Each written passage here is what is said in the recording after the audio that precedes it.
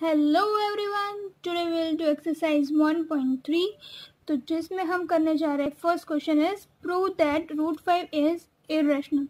तो ऐसा ही हमने एक सम रूट 2 का जो थ्योरम था वो हमने प्रीवियस वीडियो में किया है। अगर नहीं किया है तो आप जाके देख सकते हो, उसकी वीडियो का लिंक ऊपर लगी हुई है। तो let us see this question, prove that root 5 is irrational. तो पहले तो हमको इसको इरेशनल प्रूव करना है, इसलिए हम उसको हमेशा कैसे करेंगे, इसका हम कॉन्ट्राडिक्शन जो है वो प्रूव गैस करेंगे। तो will assume the contrary that root 5 is rational. क्या गैस करेंगे? That root 5 is rational. Okay, तो जब हमने ये गैस कर लिया तो अब हम कैसे लिख सकते हैं कि रूट 5 अगर रैशनल नंबर है तो उसका मतलब वो p बाई क्यू फॉर्म में हम उसको लिख सकते हैं। तो हम रूट 5 को कैसे लिखेंगे? Root 5 is equals to a and b where a and b are coprime. उसका मतलब क्या कि उन दोनों के बीच में कोई भी कॉमन फैक्टर नहीं है एक्सेप्ट 1, राइट। तो ये दोनों को प्राइम है, तो इसको हम ये b जो है उसको इधर लाती हूँ मैं, तो वो क्या हो जाएगा? Root 5 b is equals to a। अभी दोनों को स्क्वायर करना है, तो क्या लिखेंगे? Squaring on both sides. तो उसका आंसर क्या आएगा? रूट 5 का 5 b square is equals to a square. ठीक है, अब देखिए ये a स्क्वायर जो है is equals to 5b square है, इसका मतलब a square divides b, right. तो हम क्या लिख सकते हैं उससे कि therefore a स्क्वायर डिवाइड्स 5। क्या लिखेंगे? a square divides 5। तो हमने थ्योरम पढ़ा हुआ है कि अगर a square divides 5 then a also divide 5, right? A also divides 5, that is by theorem 1.3। उसको हम इक्वेशन 1 दे देते हैं, right? If a square divides 5 then a also divides 5. Okay, now see, अब क्या है, अगर a स्क्वायर उस a स्क्वायर 5 से डिवाइड करता है तो क्या होगा? हम कोई ऐसा नंबर भी ले सकते हैं जिससे हम लिख सकते हैं कि a square is equals to 5c। समझ में आ रहा है? इसका मतलब एक ऐसा कोई नंबर होगा कि जिससे सॉरी a डिवाइड्स 5 है तो a इज इक्वल्स टू 5 से ऐसा हम लिख सकते हैं, राइट। क्योंकि वो कैसा कोई c कोई भी एक integer such that c is an integer, right. तो अब क्या लिखेंगे? a is equals to 5c। तो अब क्या होगा? a स्क्वायर क्या होगा उसका? a square is equals to 5 का 25c स्क्वायर। मैंने क्या किया? Squaring on both sides, right, squaring on both sides. Okay, तो अब हमको क्या मिला? दो वैल्यूज मिली, a square is equals to 25c square और इधर पे a square equals to 5b square आया, राइट। तो हम क्या लिखेंगे? Comparing the values of a square, comparing the values of a square. तो क्या हो जाएगा? इधर पे है 25c square is equals to क्या हो जाएगा? 5b square, right, 5b square. तो क्या हो जाएगा? ये 5 कैंसिल, तो 5c square equals to b square. इसका मतलब क्या हुआ कि again we can say that b square divides 5। Yes, हम लिख सकते हैं b स्क्वायर डिवाइड्स 5। अगर b स्क्वायर डिवाइड्स 5 तो b also divides 5 by theorem 1.3। अगर आपने थियोरम 1.3 नहीं देखा है तो आप प्रीवियस वीडियो में जाके देख सकते हैं, उसमें क्लियरली दिया हुआ है थियोरम 1.3 क्या है और ये मैंने क्यों लिखा है, राइट। तो अब हमारे पास दो इक्वेशन आए, देखिए इसमें क्या है? a डिवाइड्स 5, इसमें है b डिवाइड्स 5। इसका मतलब a और b के बीच में एक कॉमन है, राइट। 5 मतलब 5 से दोनों ही डिवाइड हो रहा है, तो it means a and b both divides 5।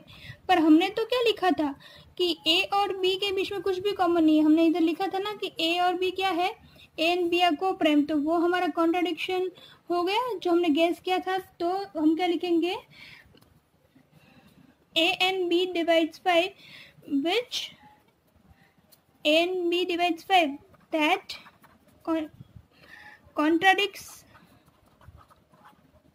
That contradicts with our supposition, right. मतलब हमने जो सपोज किया था उसको वो कॉन्ट्राडिक्ट करता है, उसका वो उल्टा हो रहा है, राइट। तो इसका मतलब हमारा सपोजिशन क्या है, रॉन्ग। हेंस आवर सपोजिशन लिखो या एजम्पशन कुछ भी, hence our assumption is wrong.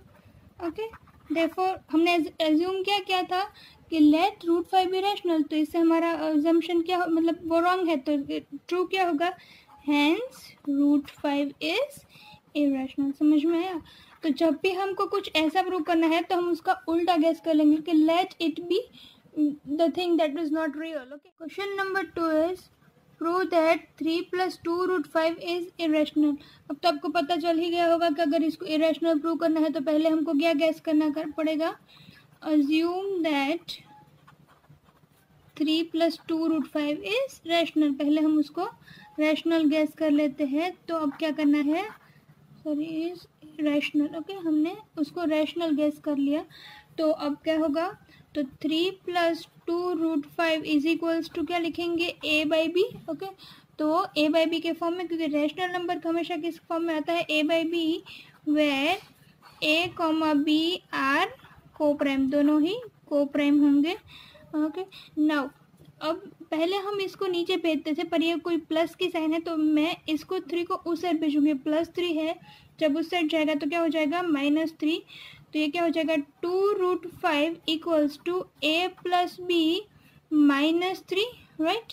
3 उस साइड चला गया तो इसको मैं कैसे लिख सकती हूँ, a -3b, ये भी ऐसे एलसीएम ले लिया तो a -3b/b is equals to 2 √5 हो गया। समझ में आ रहा है। तो हमको ये √5 के बारे में हम लिखेंगे तो √5, ये 2 जो है वो नीचे आ जाएगा, तो √5 is equals to a -3b/2 नीचे आ गया तो क्या हो गया, 2b। तो हमने √5 तो जो है वो इरेशनल है, वो हमने पहले वाले में ही गैस किया था, राइट। तो अब क्या लिख सकते हैं हम कि बट √5 इज इरेशनल, तो ये a/b फॉर्म हुआ। समझ में आ रहा है ना, ये a/b फॉर्म हुआ तो ये रैशनल हुआ और ये √5 इरेशनल है। इसका मतलब कि हमारा जो कॉन्ट्राडिक्शन है वो गलत हो गया। तो हम कैसे लिख सकते हैं, here a -3b/2b is rational, okay, and is rational and √5 is irrational. तो ये दोनों इक्वल नहीं हो सकते, एक रैशनल और एक इरेशनल तो इक्वल नहीं हो सकता, इसलिए हम क्या लिख सकते हैं, which is wrong, which is not possible. Okay, therefore our assumption is wrong, our assumption is false, कुछ भी हम लिख सकते हैं। therefore 3 + 2 √5 is irrational. Question number 3 is prove that the following are irrational. उसके लिए फर्स्ट वन है 1/√2। तो सिमिलरली हर बार जैसे करते हैं, assume that 1/√2 is rational. Okay, तो फिर से क्या लिखेंगे, तो 1/√2 is equals to a/b, right. तो अब क्या करना है, ये √2 जो है वो ऊपर चला जाएगा तो इधर के भी क्या लिख देंगे, √2 × a is equals to b, ऐसा हो जाएगा, राइट। तो ये a फिर से नीचे ले लो तो √2 इज इक्वल्स टू क्या हो गया, b/a। तो देखिए b/a मतलब भी रैशनल ही हुआ ना, right. Here b/a is rational but √2 is irrational, तो अगेन कॉन्ट्राडिक्शन हुआ, राइट। तो विच इज नॉट पॉसिबल, तो हम लिख सकते हैं कि देयरफॉर नहीं, हम लिखेंगे here b/a is rational but √2 क्या है, इरेशनल, बट √2 इज इरेशनल। √2 का तो हमने प्रूव कर ही लिया है, राइट, विच इज, तो ये दोनों इक्वल नहीं हो सकता है ना। therefore our assumption is wrong. एक रैशनल और एक इरेशनल तो कभी सेम हो ही नहीं सकते ना, तो हमारा assumption क्या हो गया, wrong. Hence therefore 1/√2 is it is irrational. Okay, next is 7√5. तो अगेन उसमें हम क्या करेंगे, लेट 7√5 इज रैशनल. पहले हम उसको रैशनल गैस कर लेते हैं. तो क्या हो जाएगा, 7/√5 इज इक्वल्स टू a/b. तो ये b इधर चला जाएगा, तो 7√5b is equals to a, right. तो √5 की वैल्यू हमको पता है कि √5 जो है वो क्या है, इरेशनल. तो हम कैसे लिखेंगे, अब b और 7 को नीचे जाने देते हैं. तो b और 7 को दोनों को नीचे जाने देते हैं. तो √5 इक्वल्स टू क्या हो जाएगा, √5 equals to a/7 into b, right. तो ये a/7 इंटू b क्या है, ये जो है वो रैशनल है और √5 क्या है, इरेशनल. तो हमारा एजम्पशन जो है कि 7√5 रैशनल, वो रॉन्ग हो गया. इसलिए क्या हो जाएगा, जो हम 7√5 इज इरेशनल. ओके, तो हम लिख लेंगे here √5 is irrational and a/7b is rational. Okay, therefore our contradiction is wrong and therefore 7√5 is irrational. Okay,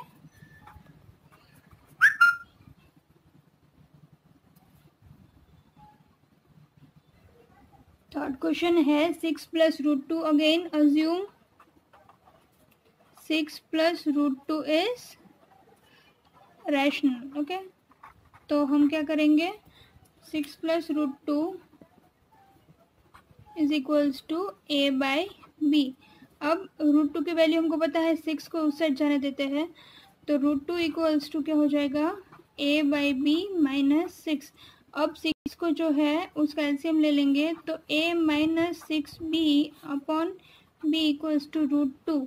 तो √2 क्या है, इरेशनल है, हमको पता है. और ये जो है वो क्या है, रैशनल है. Here √2 is irrational and a - 6b/b is rational. So this is not possible. Therefore इसको सपोज इक्वेशन 1 दे दो. Therefore equation 1 is not possible. तो दोनों इक्वल नहीं हो सकते हैं. Therefore हम क्या लिखेंगे, at last our assumption is wrong. Our assumption is, which contradicts our assumption भी लिख सकते हैं और assumption is wrong भी लिख सकते हैं. Therefore at last हम स्टेटमेंट क्या लिखेंगे कि 6 + √2 is irrational. वही हमको प्रूव करना था, राइट. तो इसके ही साथ हमारी एक्सरसाइज 1.3 भी कंप्लीट होती है. ये पूरी एक्सरसाइज जो है वो पूरी थ्योरम 1.3 और 1.4 पे ही डिपेंड है. अगर आपने अभी भी नहीं देखा है तो प्रीवियस वीडियो में जाके देख लीजिएगा. और आपने अगर इजी स्टडी को सब्सक्राइब नहीं किया है तो अभी सब्सक्राइब कर लीजिए और बेल आइकन को प्रेस कर दीजिए. Keep watching easy study.